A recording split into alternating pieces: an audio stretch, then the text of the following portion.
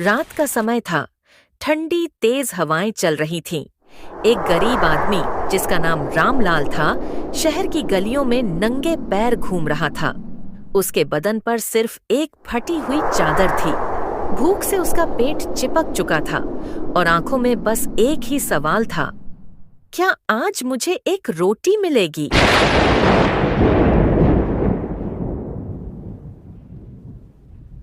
वह बहुत भूखा था। पिछली रात से उसने कुछ नहीं खाया था। ठंड में कांपते हुए उसकी हालत देखकर लोग उसे भिखारी समझ रहे थे, लेकिन किसी को नहीं पता था कि उसके पीछे एक बड़ा राज छिपा था। रामलाल के कदम एक बड़े बंगले के सामने रुके। यह शहर के सबसे अमीर आदमी विक्रम मल्होत्रा का घर था। उसने हिम्मत करके दरवाजे पर दस्तक दी।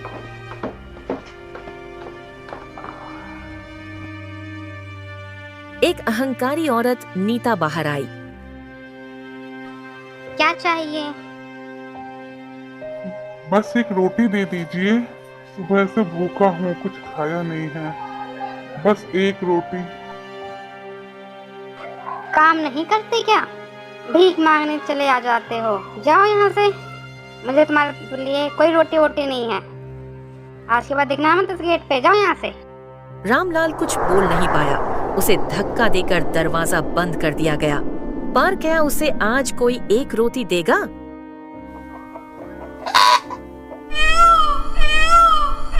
रामलाल एक छोटे से ढाबे पर पहुंचा।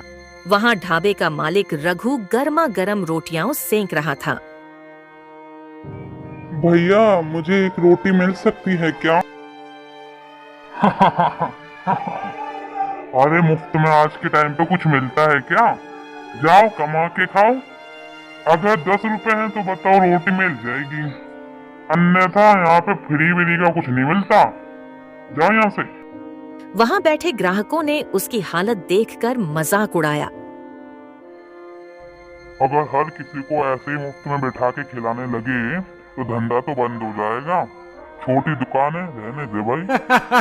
खर्च का उसे केवल अपमान ही मिल रहा था, पर ये आज की दुनिया का कड़वा सच है। लोग मजबूरी एम भी अपना फायदा देख लेते। हाँ, पर कोई किसी की मदद नहीं करना चाहता।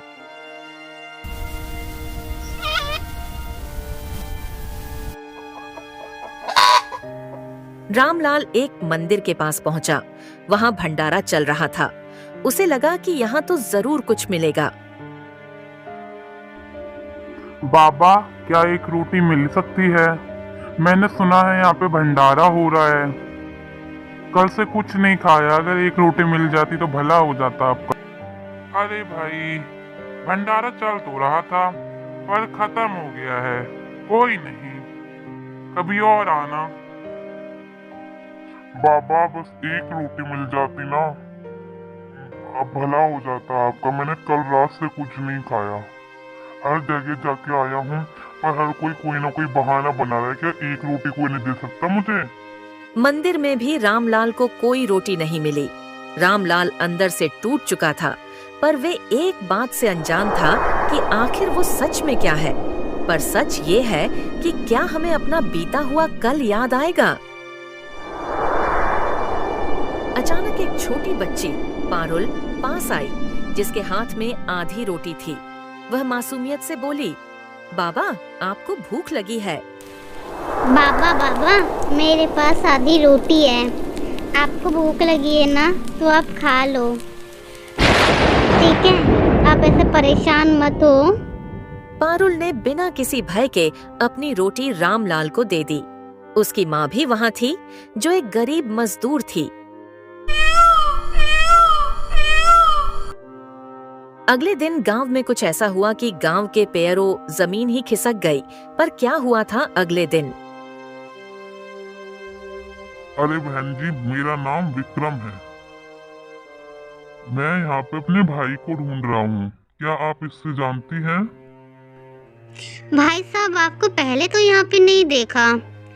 आप जैसे मुझे फोन में फोटो दिखा रहे हो अपने भाई की, ऐसा इंसान मैंने देखा तो है, पर मुझे याद नहीं आ रहा कि मैंने कहाँ देखा है। पर हाँ, है वो इसी गांव में। आप और लोगों से पूछ लीजिए, आप उन तक पहुँच जाएंगे। धन्यवाद बहन जी। वो क्या है ना, मैं पास ही के शहर में रहता हूँ और मेरे भाई का ना एक एक्सीडेंट में उनकी याददाश्त चली गई, जिसकी वजह से उन्हें पता ही नहीं है कि वो शहर के सबसे अमीर आदमी के भाई हैं।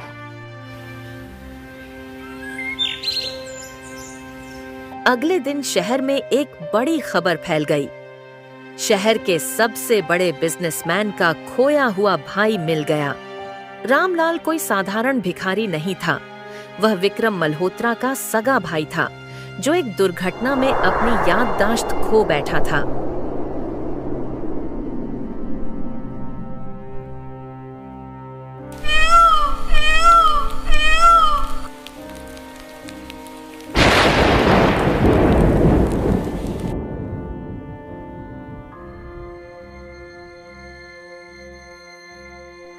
क्या? आप क्या कह रहे हैं? ये आपका भाई है? पर मैं तो शायद इन्हें कभी मिली नहीं। सच्ची? ये तो एक दिन मेरे घर पे भी आए थे, परंतु मैंने भिखारी समझ के इन्हें भगा दिया था। तुम्हारा दिमाग खराब हो गया क्या नीता? हाँ, पैसे का इतना भी क्या घमंड करना।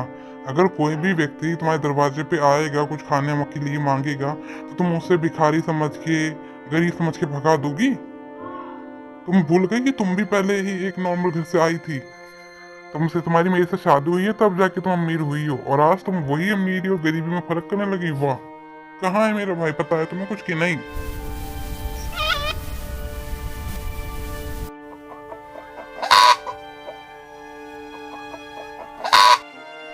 ये अंकल इनके भाई हैं? अरे वाह, मेरे को तो पता ही नहीं था। मतलब सबसे अमीर व्यक्ति का भाई ये गरीब कैसे हो सकता है? पक्का कोई बड़ी बात होगी। जब उसके भाई विक्रम को यह पता चला तो वह दौड़ता हुआ आया और उसे गले लगा लिया। जो लोग कल तक उसे भिखारी समझकर दुत्कार रहे थे, वही आज हाथ जोड़कर माफी मांग रहे थे। रामलाल, तू यहाँ पर कैसे आया? भाई तो अस्पताल में एडमिट था ना। तुझे किसी ने कहा कि मैंने बिल के पैसे नहीं भरे हैं? मैं तो पैसे ही लेने गया था। हाँ, मुझे लेट हो गया था, परंतु तू वहाँ से चला क्यों गया? मुझे माफ करना भैया, मुझे बिल्कुल याद ही नहीं था। मेरी याददाश्त शायद चली गई थी। मैं बहुत दिनों से परेशान हूँ, भूखा हूँ, परंतु मेरी किसी ने मदद नहीं करी। लेकिन आज मुझे पता चला असली अमीरी होती क्या है। रामलाल ने सबसे पहले उस बच्ची पारुल और उसकी माँ को ढूंढा, जिन्होंने उसे रोटी दी थी। अरे क्या हुआ भाई, तू बड़ा परेशान लग रहा है। क्या चल रहा है दिमाग में? अब तो नहीं जाना मैं कहीं, तुझे जाइयो मत। अरे नहीं नहीं भैया, मुझे कहीं जाना नहीं है। पर मुझे एक दिन एक बेटी ने और एक उसकी मम्मी ने, उन दोनों ने, जो खुद गरीब थे, उन्होंने मुझे एक आधी रोटी दी थी। जो मजदूरी करते हैं उन लोगों ने, और जिनके बड़े बड़े घर मकान है, उन लोगों ने मुझे धक्का मार के निकाल दिया था। मुझे उन्हें ढूंढना है, मुझे उनका जो एहसान है वो चुकाना है। अमीरी तो दिल की होती है, आज मुझे पता चला। तो ठीक है भाई, कल ही चलते हैं उस गांव में, ढूंढते हैं, और तेरा जो मन करे उन लोगों के लिए करने का वो तू करियो। सही बात है, अमीरी पैसों से नहीं, दिल से होती है।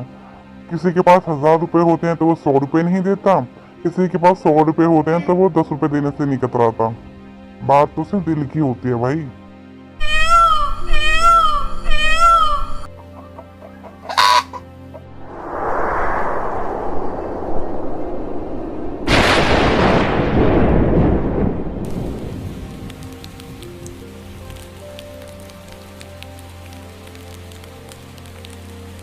क्या अंकल सच में आप मेरे लिए घर बनवाओगे और मेरी मम्मी को अपने ऑफिस में काम करने के लिए रखोगे? Thank you uncle. विक्रम ने उनके लिए एक नया घर बनवाया और कहा, आज तुमने मुझे सिखाया कि अमीरी पैसों से नहीं, दिल से होती है। कभी भी किसी भूखे को मत ठुकराओ, क्योंकि वह कौन है यह तुम नहीं जानते। सच्ची अमीरी पैसों में नहीं, इंसानियत में होती है। हेलो दोस्तों, welcome to my Pihu toons TV channel. आप लोगों को स्टोरी कैसी लगी कमेंट में ज़रूर बताइएगा। अगर आपने वीडियो को लाइक नहीं करा है तो प्लीज़ लाइक कर दें, क्या प्यारा सा कमेंट कर दें, वीडियो को शेयर करें और चैनल को सब्सक्राइब करें ताकि आपका प्यार और सपोर्ट मुझे मिल सके।